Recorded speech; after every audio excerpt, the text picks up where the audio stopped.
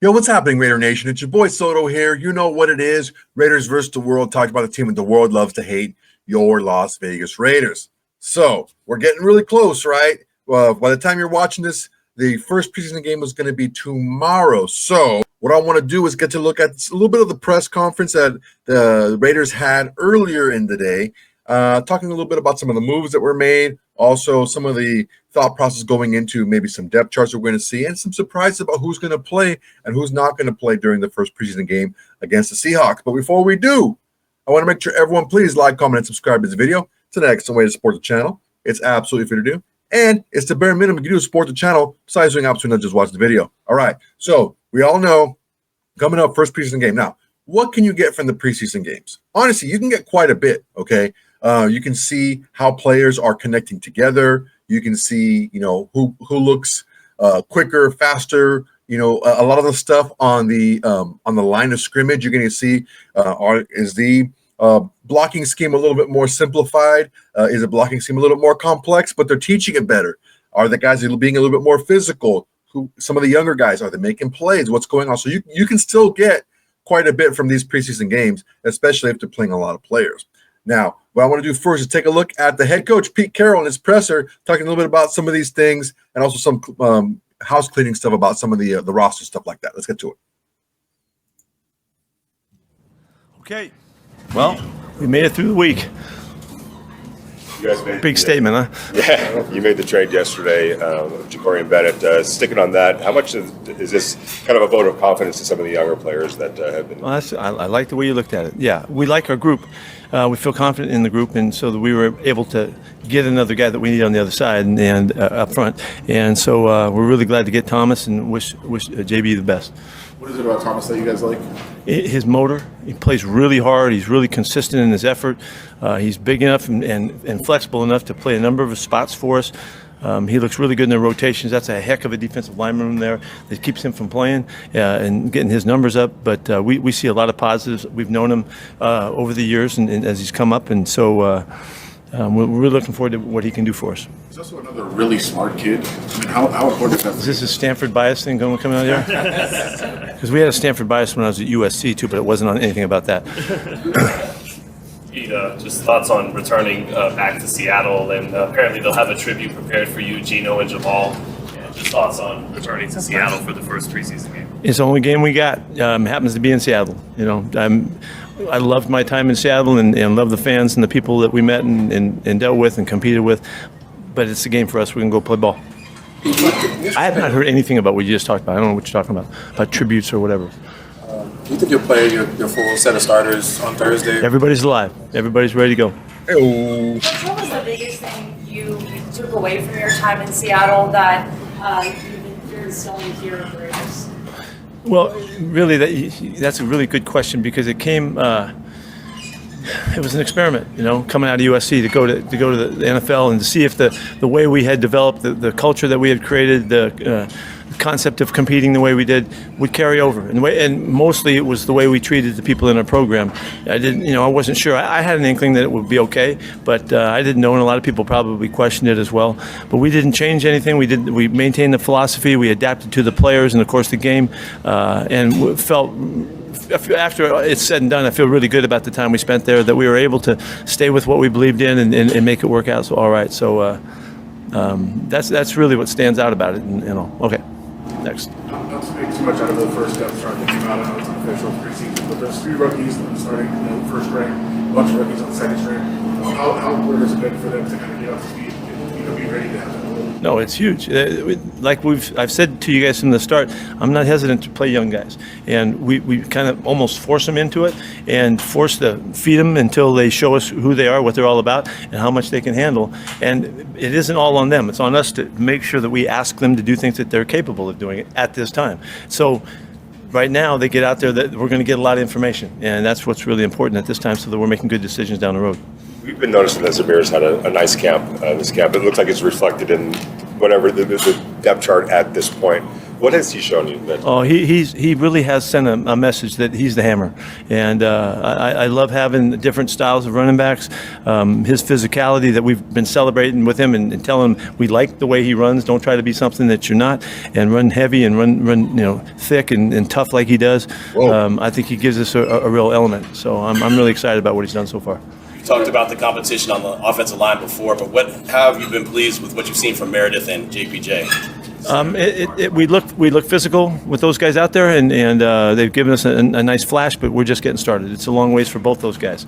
JPJ's been a center most of his time, and Jordan's been a guard most of his time. So, what are we thinking? You could ask. But we think we see something in this combination, and we're going to give it a look. Obviously, it's very unfortunate what happened to Lonnie Johnson during the scrimmage. I'm wondering if you've had a chance to reach out or speak to him since, and his disposition seemed like he was doing. Yeah, his surgery's coming up. We really miss Lonnie. This was, I think we recognized Lonnie in a way that he hasn't been recognized in the earlier parts of his career, with great respect for the variety of things that he adds to the team and all. And we're really going to miss him. We had a number of things that we had, especially that he could do well in contributing to the defense, and so we have to work a little bit to figure out how other guys can take those kinds of concepts and make them work for us. Lonnie's in good spirits. He knows that it's a chance that it's a minimal amount of time to get back. These 5 weeks here are hugely important to him, so he can get back within 3 or 4 weeks into the season, 4 or 5 weeks into the season, or whatever it is, and we'll really enjoy when he gets the chance to come back. is this a situation where you replace him with one player, or is there? Because we've seen some roles and some shifting around from what you had been doing previously. The answer is yes. Doing okay. I could be mistaken, but I don't think I saw him getting reps in team very much. Yeah, we just slowed him down. We just want to make sure that he's okay. He's fine. He's not hurt at all. That's good. Yeah. Oh, easy. Pretty straightforward, right? They like the young guys in the corner position. They like who they have playing out there. If you guys haven't heard, if you guys haven't read yet, Jacorian Bennett was running with the third stringers. You have Stokes and you have Darian Porter, DeCam Richardson, TJ Wood. You have who's the guy from Greedy Vance? Like, you have those guys that are above in the depth chart to Jacorian Bennett the last week or so, a few weeks. They've been trying to trade him. He's been on the block for quite some time. Just doesn't fit what they're trying to do. I'm not saying that he's a bad player at all. I'm saying that he's got a nice foundation and he still needs to grow. But Jacorian Bennett was a guy that just didn't fit what Pete Carroll wants to do in a secondary. And it's about finding the guys in there. And like he said about the young guys, and Jacorian Bennett's still a young player, if you consider the fact that he missed a bulk of the season last season, he's still a really young guy. You got to find out what you guys can do and what they're best at. And if you have a guy on a team, the Eagles lost, a few of their corners from last season. And I know they have a couple of second-year starters, but they need some depth, right? And they had a lot of depth at defensive tackle. Thomas Booker was their third or fourth defensive tackle, but he's really good. So I found a little bit of tape out there about I found a little tape on some plays from Thomas Booker. Let's take a look at Thomas Booker and what he can do in his limited snaps last season, what he did with the Eagles. Let's take a look. All right, this is courtesy of Brian Baldinger and Baldy's Breakdown. He's number 59 in the middle there. That's a Pro Bowl guard he just pushed back. Tackles Bijan Robinson in the backfield. That shows his play strength. That's a stack and shed right there. There he is, 59 over the guard. Shifts with the shift. Nice. Not going to get reached. Good first step. Goes out there. Yeah, man. I think that's Algiers. Pushes them out of bounds. Minimal gain. Here he goes again over the guard. Number 59. Oh, gets down on the screen pass. Gets up. Still makes the tackle. Yeah, man. Kid's got a motor, dude. Now, that's just – he had limited snaps because, look, you have two guys that are pretty much all pros that are playing in front of you, and you have such a deep defensive line. You're not going to get a lot of playing time, even if you're good. And that just shows you that a lot goes into how successful you are in the NFL is your situation. So I think there's a better situation for Jacorian Bennett and a better situation for Thomas Booker IV. Thomas Booker IV could be our starting defensive tackle right next to Adam Butler. So it's going to be a very good deal. So you're looking at a corner that was not going to start. Okay, what you see a lot, you're going to see a lot more 3 safety sets with this one of the safeties covering the slot and just 2 corners out there a lot more often. So, I mean, yeah, Jacorian Bennett showed some promise last season before he got hurt. But you have to understand something. Jacorian Bennett was a starter on one of, if not the worst secondary in the NFL last season. Statistically, he did well, but as far as a group, I mean, there has to be some changes made. And I wish him well. You know, I don't have anything bad against Jacorian Bennett or anything like that, but got to take a look at the long term here. If Jacorian Bennett doesn't fit what Pete Carroll wants to do with his defense, it's his defense, man. It's his team. And I think John Spytek and Brandon Hunt came from Philadelphia, so he knows these guys. He knows the guys that are going to come out there. And there was a report, I forgot where I heard it, but a reporter was asking Lane Johnson, the offensive tackle from the Eagles, tell me about Thomas Booker IV. And he's like, that guy just needs he just needs a chance. He's a Pro Bowler. He just needs a chance to play more. And we could have gotten a nice little steal here for a guy that was not going to play very much, Jacorian Bennett. We got a guy who could possibly start on the defensive line. Now, I want to talk about a guy who goes into a much better situation now. Ian Thomas, coming from Carolina, who was more of a blocking type of tight end. He really wasn't thrown to a lot out there. He's making a lot of big plays. And as much as we're going to be in the 12 personnel on offense, I think Ian Thomas can really impress this season. So let's take a peek at what he had to say in the press conference. Whenever you're ready. It's a pretty stacked tight end room. Yep. You're fitting right in, obviously. How do you feel like this whole thing is kind of playing out? I feel like it's great. You know, guys are having a good camp. Our room especially, making plays and scoring, so that's always a plus. Like you said, the room is stacked, so I feel like that's good. You can never go wrong with a stacked tight end room, especially when you use them so much in the offense to, you know, get guys open and make big plays with the tight end. So. The NFL is trending in that direction where tight ends are becoming, you know, kind of hybrids and more involved in the offense as a tight end. How good does that make you feel? It feels great. You know you can get in the pass game. You know you can do stuff in the run game, and you got like you create these bonds with the O-line, the receivers, the running backs. So you kind of like a glue guy. Like you attach to all of these positions, and you become like friends with everybody on the team, and that it feels good. What stands out to you about Seattle? And on that note, just first preseason game tomorrow for you guys. What excites you most? It's nice. I mean, obviously, this is my first couple months here, so I'm traveling with the team. You know, getting out of town with the guys. Of course, training camp you get to bond with guys, but traveling is just one more piece to like getting ready for the season. So. I think that's what I'm most excited for, just, you know, getting the pass popping against somebody that hasn't seen the offense every day. So I think things will work a little more against people who haven't seen it. So it'll be fun. Yeah, what are you looking to get out of Thursday night against Seattle? What, like, personally, are you looking to get out? Get my feet back in the ground, you know, play against some guys and put my hands on people, hopefully catch some passes, get that confidence back going, especially, you know, like you out here with guys that competing for a team, but now you get to be one team, you know, so going up against guys and everybody against them. So I think that's what I'm mostly looking forward to, Is this maybe the most loaded tight end room you've been a part of? Yeah, I think so. It's good, though. You can't go wrong with competition. It elevates everyone. It make you bring your A game every day. And, you know, like you want to be better the next day. So if anything is off, then, you know, you give that other guy the advantage. And I think everybody in the room knows that, and we still push each other to do good. So I think that's what's special about our room too. There's no like side eyeing the next guy. It's always pats on the butt and, you know, go make that play because it's yours, you know. So it's good. You're making a lot of plays down the field throughout camp. Do you feel like that's a strong, you know, ability you have to add to the team when you're on the field? Yeah, for sure. Getting back to my roots of pass catching has been fun and good for me. And I think it's been you know, exhilarating for all the guys. Be like, oh shit, like this big old guy can run. So it's been fun. Hours obviously comes as advertised. There was a great season out there as a rookie. Yeah. You've got a chance now to work with him and see him up close. What makes him such a good Oh my gosh, like his route running, getting in and out of his breaks, the way he reads the defense, everything, all the little small stuff that makes him different, that could like get separation. So of course, like the communication with the quarterback and everyone's on the same page is what you need the most, and he brings all of it.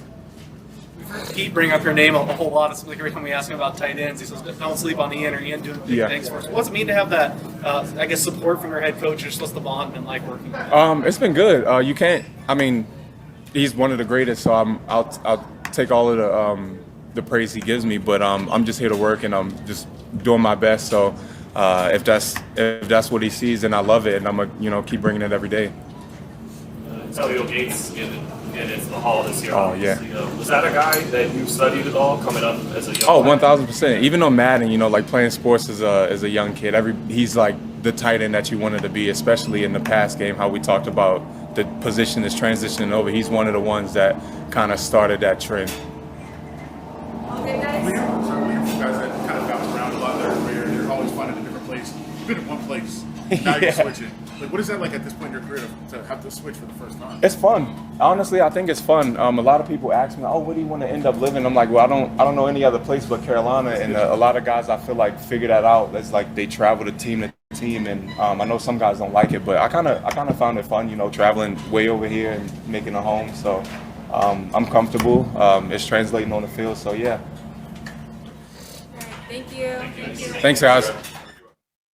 All right, that's our first look at Ian Thomas. Ian Thomas, I think he's going to have a big impact on this offense because you have a guy who is, he's huge. He's 6'4", like 260. He looks really proportioned there, but he's a big dude. And one of the things we got to take a look at here is in the run game, he's going to play a big part. Also, he knows what he's doing with the ball in his hands, okay? I don't think he was really used to his potential in Carolina, but this guy can move.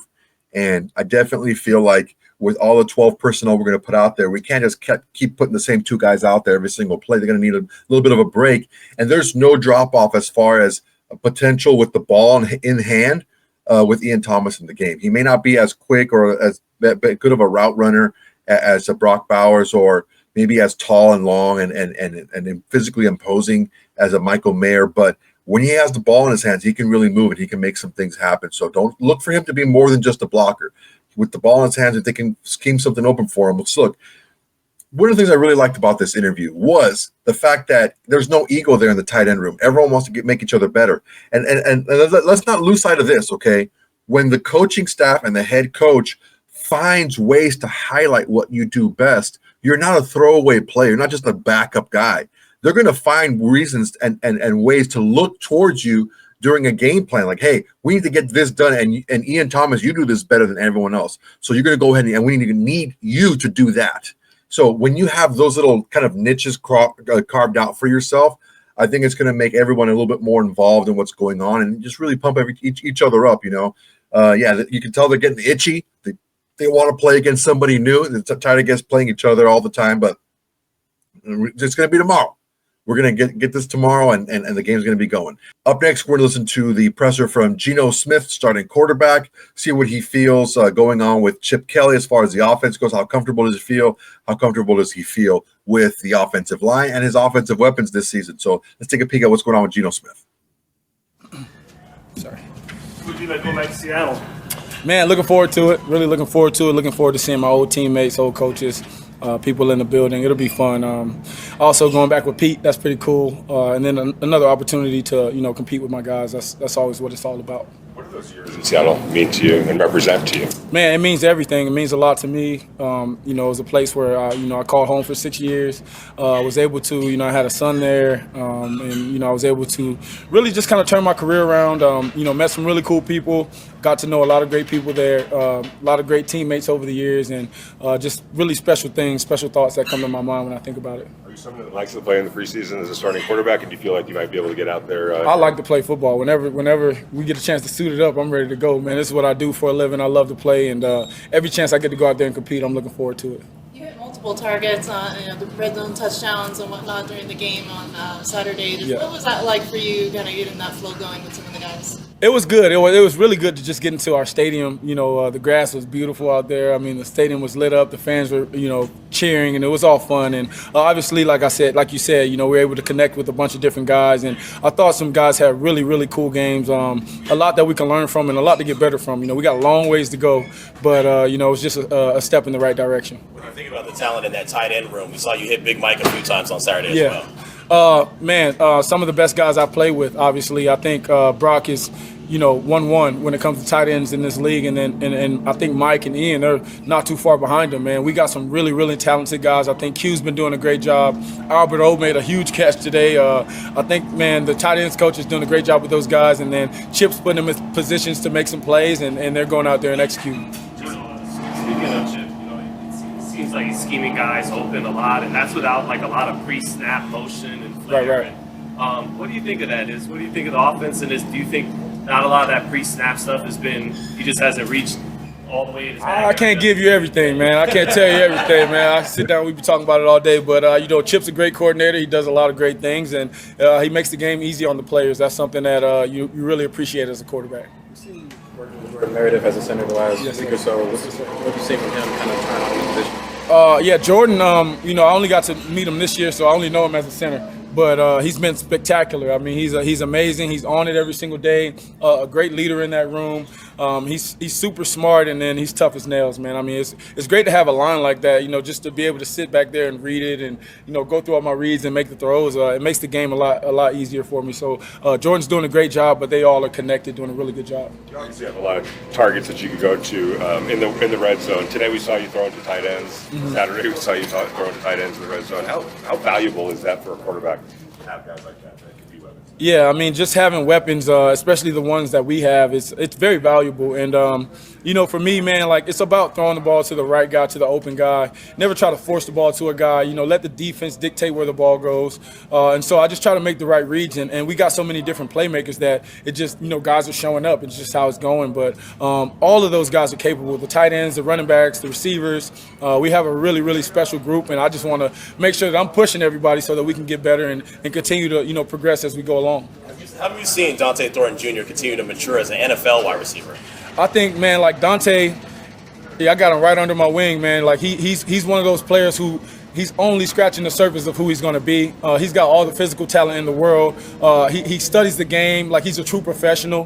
He loves football. That's something that I really like about him. And then he goes out there, he makes plays. I mean, not many guys are 6'5", running a 4.3, got the hands and like the catch radius that he has. And so he's got the ability to be really special, but we got to work. And so I'm just pushing him to make sure he's working on his craft, and he's been doing a great job with that. Have you seen that evolve even since camp started to right where we are now? I have seen it evolve. I think like he's starting to get more confidence, and he's starting to see like, okay, this is my role in this offense and I can excel in it. And so I think he's doing a great job. Again, like sometimes he's just, the clear out guy, and he's running full speed and just, making sure those safeties are playing deep and able to get other guys open. So he does a lot of great things. He's blocking in the run game. We're going to need him to do that as well. And so I think all the things that he's doing so far is exactly what we want from him. Trey Tucker sometimes gets overlooked a little bit. But he's a guy that, what did you know about Trey coming in? And obviously it looks like you guys are developing some chemistry. Yeah, I would always see like, this number 11 making plays on the Raiders, like when I was on, the Seahawks. And I'm like, that guy's pretty quick, he's pretty fast. I thought he was really good just from afar. But as I've gotten to work with him, really, really special player. I think he's really going to be a big contributor to this offense. Trey's a guy who works hard every single day. He does all the right things on and off the field, like a true professional, a true leader. And I talk to him all the time. Like I think he's a spitting image of Santana Moss, and I think he can be a really, really good player. And I look forward to all the things that we can accomplish together. But right now he's in a good spot, and we just got to keep working. Does his eyes get big when you say that? You put a name out there like Santana Moss. Does his eyes get big? Yeah, I mean, I've been sending them clips. Like I send them all, Santana's routes. I know Santana from back home, so he definitely has that mold, and so I just want him to see like, hey, this is what I expect from you, and he's ready for it. He's going to be Trey. He's not going to be Tanner, but he's going to be Trey. But, it's just some things that he could work on that I wanted to show him. Some player try not to force the ball. You just try to get whoever's open. But a guy that gets open quite a bit, Brock Bowers, you have a really big connection with him. Yeah. What about him just makes him so good, and what's been your relationship with him so far? I mean, the talent's obvious, right? Like the talent that he has, a big body who runs like a receiver, runs like a slot receiver, catches like an X receiver or a Z receiver, blocks like a tight end. I mean, he's got the full gamut of like what you want from a tight end, prototypical. But I think it's the off the field and just his overall demeanor, man. Like a guy who's comes every day ready to work. Doesn't really speak much. But a great teammate, great leader, and then like every single day he's out there working hard. I mean, from the minute we step on the field, he's giving you 110%, and that's like you got guys like him, like Maxx, like all these guys are the spitting image of what you want to be as a Raider. And man, like Brock's a guy, like if I could say like, hey man, watch this guy and emulate him, that's the guy you want to be like. Gino, 11 days into camp, how do you feel you and the offense has progressed as a whole? Man, I think we're getting better each and every day. Obviously, it's going to be back and forth between us and the defense, man. That's what you want. The defense out there making great plays. They got great players as well. But I think we've gotten a lot more comfortable in the scheme. We're executing and doing things a lot faster. We're making more adjustments. And so it's an ongoing process. It's always going to be like that. It's always going to be a developing situation. But we're at a really good spot right now. I feel really good about going into this game. Seems like Jack Besh's game has kind of come alive a bit since the pads came on. What have you seen from him? Jack, super competitive, catches everything. I mean, he getting open, finding ways to get open. Another super smart kid, man. Like, we did a great job at drafting, true professionals, man. This guy works every day, understands what to do, knows his game, knows what to do on and off the field. And you can see, like, these past 2 weeks, man, I thought Jack's really had some, really good days at practice, and I think he's getting better with each rep, and that's really what you want to see. So a couple more guys. Biggest lesson learned from your time in Seattle that you've taken here to the Raiders? Yeah, I think just being around Coach Carroll, being around guys like Russell Wilson, Coach Dave Canales, Brian Schottenheimer. I mean, just we were all in the same room together. Special minds, but also special people. Just how connected everyone was, and that's the thing that we're building here with the Raiders. It's already started, man. Like, every single guy in this building is connected, and they want to win, and they want to win for their teammates. And I think that was something that I saw in Seattle. Cam Miller yesterday called your story inspirational, the way you've been counted out and you kept coming back and came into what he thinks is top 10 quarterback in the NFL. What does that mean to you to mentor him, and what's it been like working with him in camp? Man, Cam has been great. The thing about Cam is that he has all the tools, the physical tools to make all the throws. He's a super athletic guy. Like, he can make every single read. He can make every play out there on the field. I just, continue to preach confidence to him. As a young quarterback, I know what it's like, am I able to do this? It's a lot coming at you all at once. But I just try to slow it down for him, let him know, like, hey, man, take deep breaths. Like, just take it all in. You're a young guy. I remember when I was a rookie, long time ago, and just the things that I was thinking and all the thoughts that can go through your mind. So I try to help him, kind of ease that and calm that. But he's done a great job, and I'm just thankful to, be able to be a mentor to him. Last one to you, last one. Obviously, you're looking for the offensive success, but what are you seeing from the secondary that you have to throw against each and every day? Yeah, shoot, man, I got to throw around those guys. They're on them, really sticky in coverage. We got some really fast DBs and guys who are really good in man. But I really like the way they're communicating. They got a lot of good things that they have in, and I think they're only going to continue to get better, man. Like, we haven't even started tackling yet and doing all the things that they're going to be really good at. I'm excited to see Jeremy Chin out there hitting people. I'm excited to see Isaiah hitting people and get to see Jamal flying around and just all those guys, man. Stokes has had a great camp. I think DP Darren Porter is he's going to be a special player. So a lot of good things on that back end. What did you see from D-Cam? D-Cam been balling. Shoot, man. Chris Smith. Like, I mean, I could, all of them, man. They're all just like making plays all over the field. They're flying around. They're talking smack to me. So it's all fun stuff, man. Stuff that we enjoy. All right, thanks, guys. Thanks, Gino. Appreciate you guys. Thank you. All right, a little longer from Gino, but a lot of good questions. So first thing I want to talk about is I was wrong. Look, when I'm wrong, I admit it. I'm not one of these guys that's going to be like, oh, well, I meant this and I meant that. I was certain that Jackson Powers-Johnson was going to be the starting center. It looks now like it's going to be Jordan Meredith. What I read and, what I've heard is that even when Jackson Powers-Johnson was in there at center, that Alex Cappa was making the calls next to him and that he wasn't making the calls. It could be that he being Jackson Powers-Johnson, hasn't really grasped the calls at center for the blocking scheme that Chip Kelly is employing. If Jordan Meredith goes out there and he's good physically and he can make the calls, I think, yeah, he is the right guy to be the center. And you can still have Jackson Powers-Johnson as a really good guard out there. He can, be on the move a little bit more. You can use him a little bit more in the run game, stuff like that. But if Jordan Meredith is better with the calls and he's got a little bit better head on him as far as what this system asks, I think it's good. It's a good thing to do, moving full speed ahead. Sorry, my cats are over there messing around. It's going to be up in the air now. So if Jackson Powers-Johnson takes over one of those guard spots, is it going to be Dylan Parham? Is it going to be Alex Cappa? Who's it going to be? Are they going to use a bunch of guys? I mean, I don't know. But for right now, we're going to take that's why it's really important to take a look at how the line does in these preseason games, because, man, these preseason games are going to mean a lot, as far as what's going to happen with the up front guys on both sides of the ball.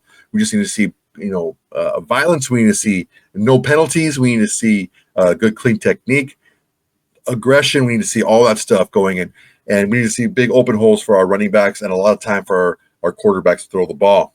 Now, one other thing I wanted to hit on with Geno was the fact that it's a very high comparison. Santana Moss, as far as Trey Tucker goes, I can see the comparison as far as their height, their stature, how they win. I think that with the eye surgery that Tucker had going into year 2, it really helped him out. It helped him track the ball a little bit more, and he didn't have the drops. He just needs to have a little bit better a route tree, I think. And he needs to be able to a little bit crisper with his routes. It seems like he's doing much better this season. So, yeah, I mean, everything's pointing up. We'll see if that works out, because Santana Moss was a very productive player in the league for quite some time.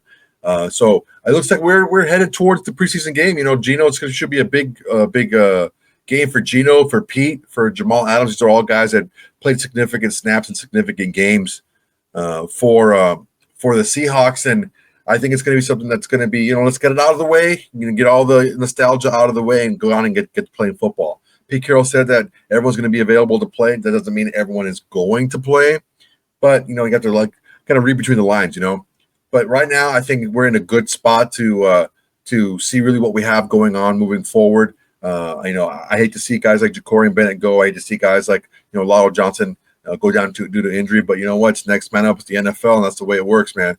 And we need to make sure that we're ready to cheer the guys that are on the field. And I think we're going to have a much cleaner and a much more effective preseason game, I think. So my big thing is let's take a look and see how the starters do when they're in. It doesn't mean I'm not so much about do they score or anything like that. Is how clean are they? Do they have a lot of guys, shaking their heads, I don't know what to do or anything like that? Is it clean operations, no penalty, stuff like that? That's what I'm looking for out of these guys.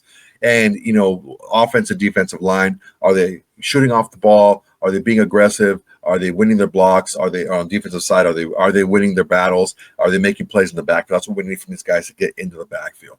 All right, guys, that's my time for today. Really appreciate you guys watching. Go ahead and like, comment, and subscribe to this video. It's an excellent way to support the channel. It's absolutely free to do. And it's the bare minimum you do to support the channel, besides doing absolutely nothing, just watching the video. All right, guys, I'm thinking about doing a post-game show after the game tomorrow, so be out for that. And I'm going to release a video tomorrow in the afternoon, I believe, as well, maybe in the morning, so you can have some time to watch it. But thanks for watching, guys. Really appreciate it. Go ahead, everyone. Please tell your friends, tell your haters, tell your mamas, tell everybody. Raiders versus the world is the greatest thing going in Raider Nation today. All right, guys, that's my time. Till next time, everybody. Peace. Hey, Raider Nation. Thanks for watching. There's plenty more where that came from. Go ahead and smash that like button. Drop a comment. Make sure to subscribe and share to all your socials. It's the bare minimum you can do without doing absolutely nothing.